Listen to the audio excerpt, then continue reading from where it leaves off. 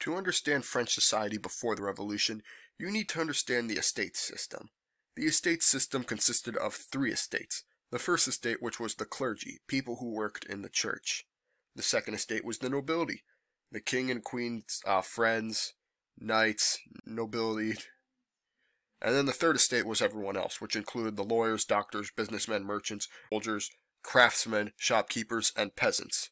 And the third estate was the only one that paid taxes and was the one who took the blunt of the monarchy's wrath.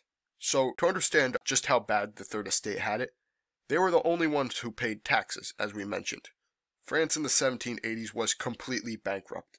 They ran out of money helping the Americans in the American Revolution across the Atlantic. France was in extreme debt, and to make it worse, the king and queen kept spending money on lavish lifestyles, even while the country was completely bankrupt and the peasants had no money. The queen gained the nickname Madame Deficit, and the people began to resent the monarchy as a result. King Louis XVI, he was not a very good decision maker, and he did not take precise action. King Louis XVI's lack of precise action would lead him to calling the estates general, but he would give each estate one vote. Now this would mean that if they wanted to vote to raise taxes, the second estate and the first estate would just need to vote 2-1, and then taxes would be raised on the third estate, since they are the only ones who truly paid taxes.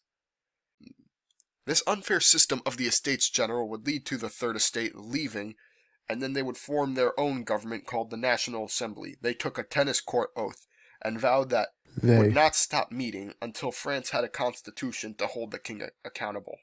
And in 1789, they stormed the Bastille, and the rebellion had forced the king to agree to a constitution limiting his power. The monarch became a figurehead, while the constitution established the National Assembly as the people who would run the country. This relationship between the peasants and the king during the constitutional monarchy was still uneasy.